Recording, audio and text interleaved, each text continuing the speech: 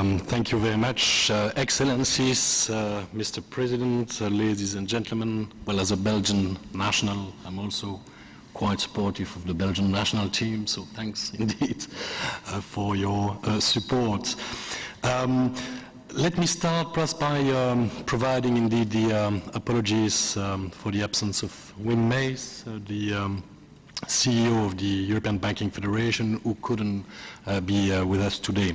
He very much regretted, as he was very supportive from the start to this initiative to organize an EU, Middle East and North Africa private sector dialogue on terrorist financing.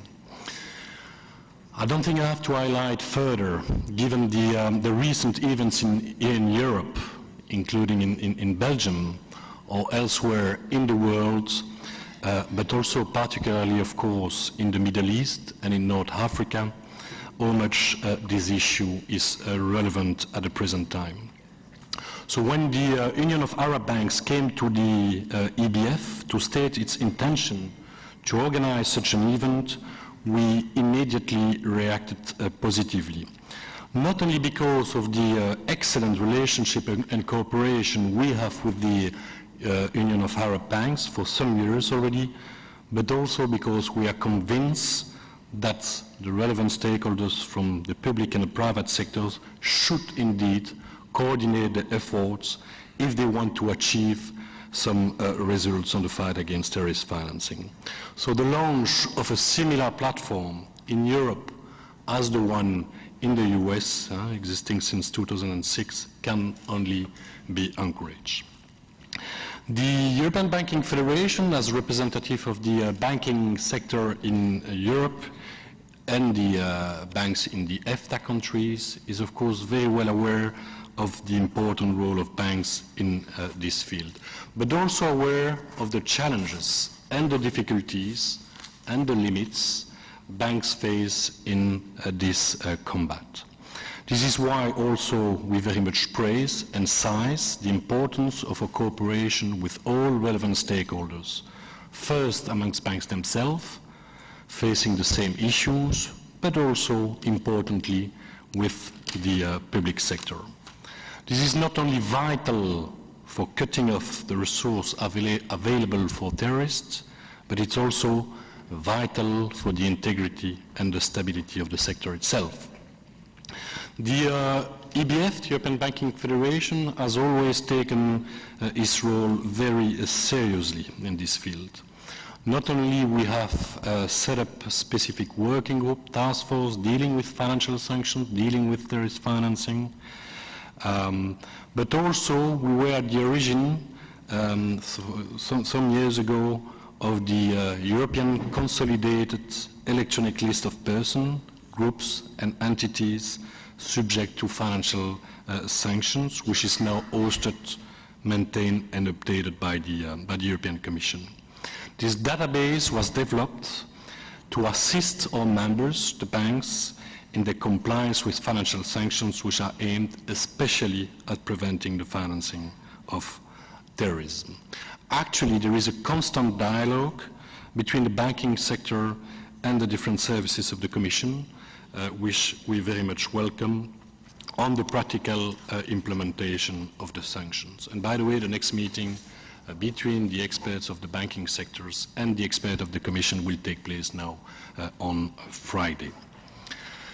As I say, this issue is particularly topical with the current situation where terrorism is no longer targeted to specific regions, but is a global phenomenon which can impact any country at any time. It's also why the international community, notably the G20, the FATF, has made the fight against money laundering and terrorist financing a priority. Unfortunately, I should say continuous priority for some years already. In Europe, the recent terrorist attack, but also the number of Europeans, estimated approximately to 6,000 people, which left Europe to fight with jihadist group, but also mostly their possible return, indeed requires a coordinated attention.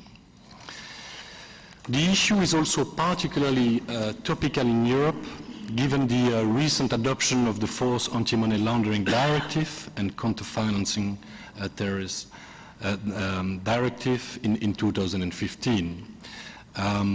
Directive which need to be implemented now at a national level.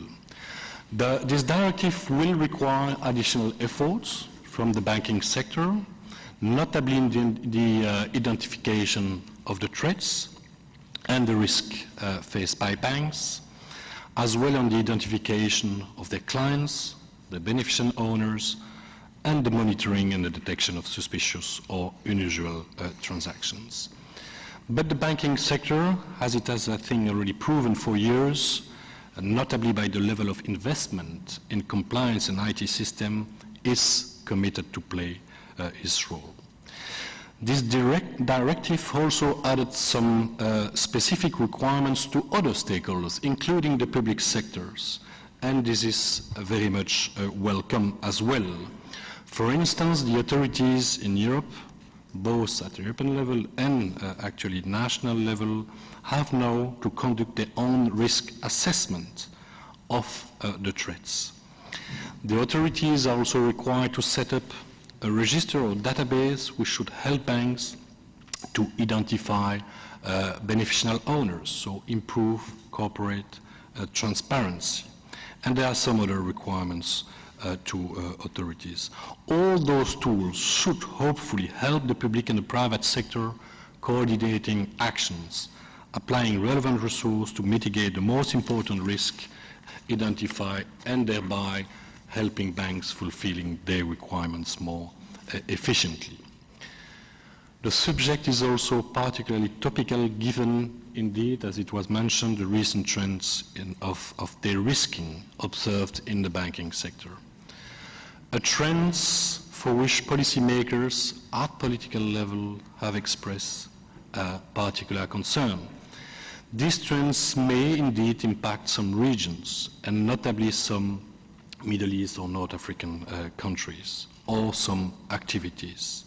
Policymakers are indeed concerned that some banks' decisions, which we believe are very much the posture of individual banks, to reduce exposure to financial crime risk, could impact financial inclusion, economic and social development, and humanitarian causes, and more generally the flow of funds to certain countries, including by limiting correspondent relationship. We have to be careful indeed, because another possible negative impact of de-risking is that financial criminals or terrorist financiers may be seeking to move illicit monies to less formal channels, including through sectors with weak financial crime compliance standards or by using cash. We discussed recently with the FATF at IBFET level, the International Banking Federation, the extent of de-risking and possible policy change need to address this issue. I'm pretty sure that this topic will be high on the agenda today as well. Now, can we do more to fight the financing of terrorism? Of course, and of course we have to. There is no other way. But within the limits of each actor's sectors, we believe that the exchange of further intelligence, information of best practice is crucial in this respect.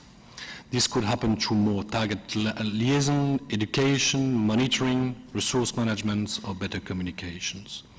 We believe also that given the intelligence they own, more real-time engagement and cooperation with supervisors and law enforcement agencies could be further developed, for instance, through information sharing gateways.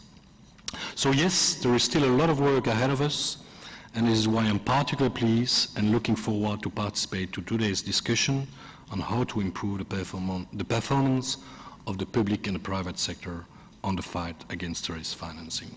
I wish you all a fruitful dialogue.